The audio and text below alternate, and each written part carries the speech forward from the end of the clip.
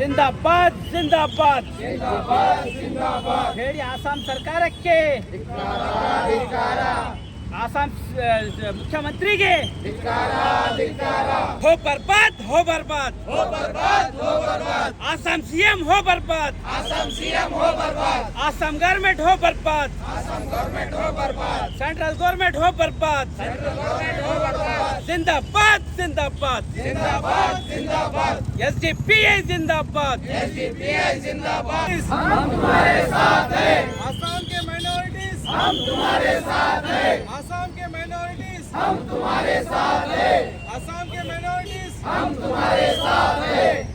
जुल्म रोको आसाम वालों पर जुल्म रोको जुल्म रोको आसाम पे जुल्म रोको जुल्म रोको आसाम वालों पर जुल्म रोको जुल्म रोको आसाम वाले पे जुल्म रोको जुल्म रोको आसाम वालों पर जुल्म रोको जुल्म रोको आसाम वाले पे जुल्म रोको इंसाफ हो आसाम के माइनॉरिटीज को इंसाफ को आसाम के माइनॉरिटीज को इंसाफ हो आसाम के माइनॉरिटीज को इंसाफ को आसाम के माइनॉरिटीज को जिंदाबाद जिंदाबाद जिंदाबाद जिंदाबाद एसडीपीआई जिंदाबाद एसडीपीआई जिंदाबाद। असम के वजीर आला जिन्होंने वो नींद में या नींद से जागे हुए हैं ये समझ में नहीं आ रहा। माइनॉरिटी एक देश का किस्सा है, आसाम ये भारत का एक किस्सा है। उन्होंने भूल दिया है कि वो राष्ट्र कौन सा है। ये हमारे बाबा भीमराव अंबेडकर जी ने बनाया हुआ संविधान है। यहाँ हमारे एक भारत की संविधान पे चलते हैं। इन्होंने अल्पसंख्यकों को अपने घर से बेघर करने का, जुल्म ज्यादती करने का, गुंडागिरी करने का एक वजीर आला को ये शोभा नहीं देता, क्योंकि वजीर आला वो एक कौम के नहीं है, पूरे अवाम के है।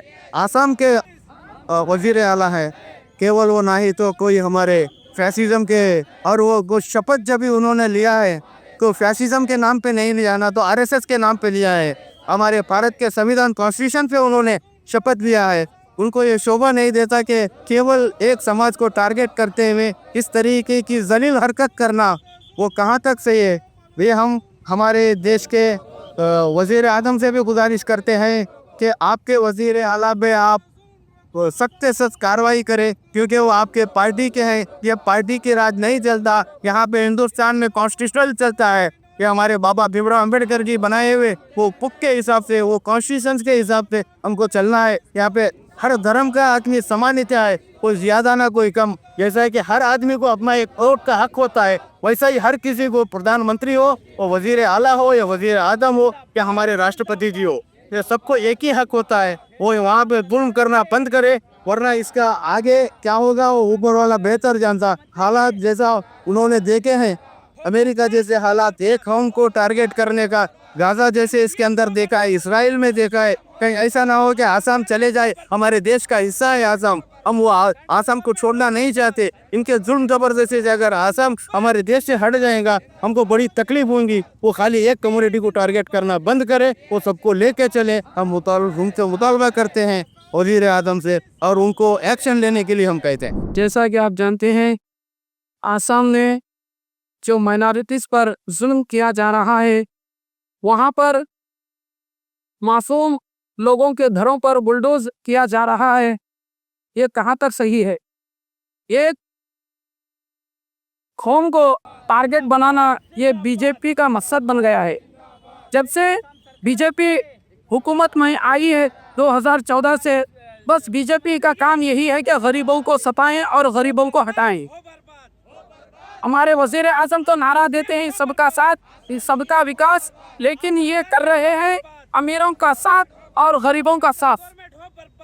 तो मैं ये आवाम से कहना चाहता हूँ, social democratic party of India, जब तुम इस तरह के जुल्म करोगे तो तुम्हारे सामने ये चट्टान की तरह खड़ी हुई नजर आएगी। जो मासूम लोग हैं उनके साथ हमेशा रात दिन एसडीपीआई साथ पे रहेगी। और हम वज़ीर आज़म से मुतालिबा करते हैं, तुमने अहद लिया था कि हम हिंदुस्तान के हर कौम को एक निगाह से देखेंगे। एक मेरी आँख मुसलमान है, एक आँख हिंदू है, तो वज़ीर आज़म अपनी बात को भूल गए हैं। वो एक आँख से सिर्फ दूसरों को देख रहे हैं और एक आंख बंद किए हुए हैं मुसलमानों की तरफ। हमेशा मुसलमान और दलित भाइयों को जुल्म हो रहा है, ये हम बर्दाश्त नहीं करेंगे। एसडीपीआई इसकी मसम्मत करती है। इतना कहते हुए आसाम के लोग जो हैं बहुत परेशान हैं, जिनके सरों पर छत नहीं है, खाने को खाना नहीं है, सोने के लिए बिस्तर नहीं है, ऐसे वक्त में हमें चाहिए इंसानियत के नाते कि हम उनका साथ दें और एसडीपीआई हमेशा ऐसे लोगों के साथ है। ये कहते हुए मैं अपनी बात को ख़त्म करता हूँ।